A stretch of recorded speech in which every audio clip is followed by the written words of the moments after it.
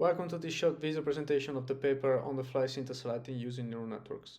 Syntax highlighting is a popular form of visual secondary notation for code.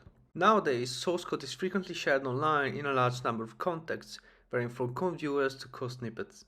In these on-the-fly settings, for which syntax highlighting is computed whenever a new code rendering request is received, there are two main other challenges. First, there is a varying level of grammatical validity of the code highlighted. Due to online code being embedded in multiple contexts, its grammatical correctness cannot be guaranteed.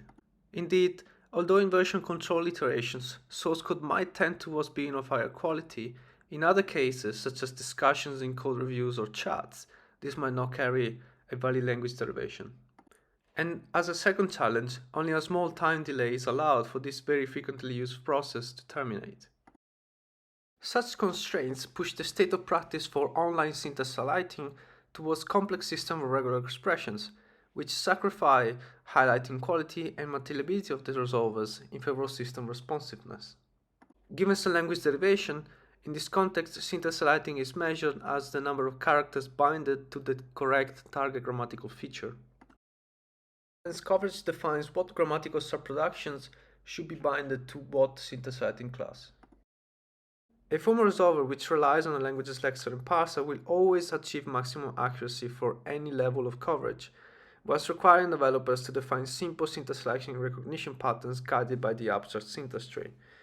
Such tool will have a lead to poor prediction delays and will likely have low tolerance for incorrect language derivations. The desired solution is therefore one which achieves perfect syntax writing accuracy, has high coverage, is tolerant towards incorrect derivations, and is easily maintainable. Whilst at the same time, when compared to the state of practice, small sacrifices in the prediction delays may be accepted if these do not disrupt the user's workflow. This paper promotes the intuition that the task of finding relevant grammatical subproduction in some language derivation can be treated as a pattern recognition problem, or in other words, the statistical task of binding some token to the correct syntax highlighting class given the context of the text around it. A fully structured representation of some input source code is the order sequence of token types, as computed by the language's original lexer. Likewise, the syntax highlighting of such tokens is represented as the order sequence of syntax highlighting class IDs, or H codes, as defined by the coverage setting.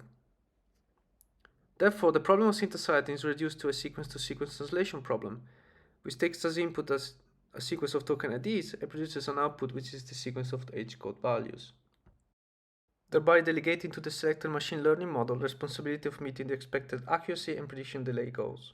Using a formal resolver to correctly highlight correct language derivations, a syntax highlighting oracle is produced. Hence, a translation model is trained to statistically replicate the behavior of the formal model from noise-free evidence. Such model can then be used to highlight future language derivations. He introduced the concept of a brute force model, which given a language derivation produces the correct syntax highlighting as tokens to H code bindings.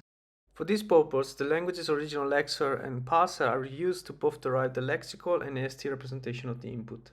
This leaves only the definition of an AST worker for the extraction of syntax highlighting patterns. Therefore, a brute force model is the function composition of these three subresolvers. An oracle is created once and is collection of the inputs and outputs of the brute force model. RNN are tasked with the task of converting sequences of tokens to sequences of H codes. RNNs were subjects of these initial solutions given their lightweight logic and the task not requiring large context around each input for the correct prediction to be feasible. Hence, leaving the syntax highlighting as being the composition of the lexer and recurrent neural network model. The proposed solution is first evaluated in terms of accuracy in its ability to both replicate the behavior of the brute force model and the ability to outperform the state of practice. In order to define accuracy, or in order to record accuracy values, we first have to define coverage settings.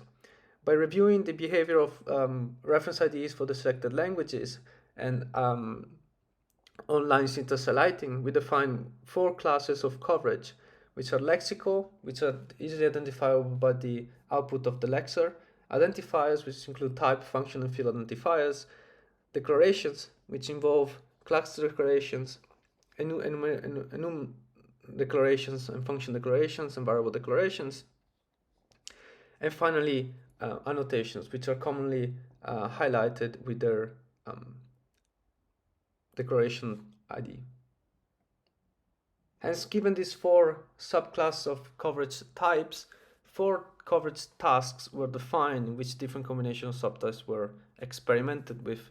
This is in order to accommodate different scenarios of online syntax citing integrators defining themes or styles for their platform. We experimented the performances of such resolvers against three languages, mainstream languages, Java, Kotlin, and Python.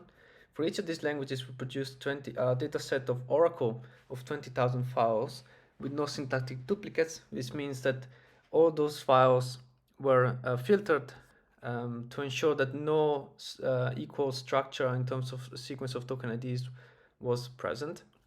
We then tested a constant configuration of recurrent neural networks that was derived by preliminary investigations, which ended up to have a first layer of embedding of 128 units, one hidden layer, and then we experimented with recurrent neural networks of 16 and 13 and 22 hidden units. And finally, original and bidirectional configuration of these recurrent networks were experimented. As the bidirectional resolvers were expected to perform better in those scenarios in which syntax citing was only decidable if the future context was available. Finally, we performed threefold cross-validation with a 66-33 split, in which 10% was reserved for validation during training. We also derived a constant configuration for the training, which was reused for all tasks and evaluations in this paper, and was derived by preliminary results too, which involved a cross-entropy loss for the identifying the correct syntax citing class for each token, add-on optimizer, and two first epochs with a 10 to the minus 3 learning rate, and a further 2 epochs of training with a 10 to the minus 4 learning rate. And finally, the accuracy was compared, of course, to the Oracle and the formal model, which is always 100% accurate, but also to Pigments, which is the leading library for syntax highlighting online, used by many platforms such as Wikipedia, Bitbucket, and many others. The results of such investigation show not only how our solution performs near perfect accuracy with most inputs, but also how little the variance of these errors is with a very few number of negligible outliers. The prediction delays were also evaluated in our evaluation chapter, and are very important to this on-the-fly syntax writing field. These models are being deployed. So we kept the same languages and Oracle as the previous task, and we record that the prediction delays of the neural network for each file, taking the average of 30 reruns. We compared to the state of practice of Pigments as usual, and then we use Antelope 4 as the brute force engine resolver. The results support the idea that this proposed approach is usable for the context identified by this work, and constantly can achieve accuracy levels worthy of the brute force model whilst carrying none of the delays. This is not true, however, for Python, for which the model continued to perform as expected, with the absolute values only skewed by the number of tokens found in every file of each language. However, the brute force model did outperform itself, performing on par with our model. Although this is worthy of future investigation, an initial suspect is the ambiguity of the grammars of each language, with Python likely carrying lower ambiguity when parsing. As such resolvers are expected to be used for both incorrect and incorrect language derivations, tolerance was also investigated in our experiments. We kept the same languages from the previous research questions, and from the oracles, we produced snippets of 15,000 snippets per language. These snippets were produced by line sampling, and had a similar length distribution as those found for each language on Stack Overflow. We kept the same pre-trained models from the accuracy tests, and we compared their performances to Pigments as the state of practice and Antelope 4 with error recovery enabled. It is important to note that producing such synthetic dataset for this test ensures that the models are compared to their statistical ability to produce the most likely syntax highlighting pattern for the given file. On the other hand, having produced such dataset by hand would have given likely some inconsistencies in the syntax highlighting that every developer suggested would have been more correct, and would also have tested the ability of the models to reproduce human expectations, not necessarily statistical expectations. From the results, one can appreciate how the proposed model continues to deliver near-perfect accuracy even in these uncertain scenarios. The state of practice, on the other hand, takes a slight hit in its prediction abilities, with the brute force model performing as on par as the recurrent neural network model, only in the case of Python. This is largely due to the generic nature of the grammar of the language. Whereas for the other two languages, the brute force model behaves in a highly binary pattern, thereby highly relying on the error recovery system to succeed. In conclusion, the evidence shown in the paper delivers a new state-of-the-art for on-the-fly syntax highlighting that is accurate, tolerant, easy to maintain, and with suitable prediction delays.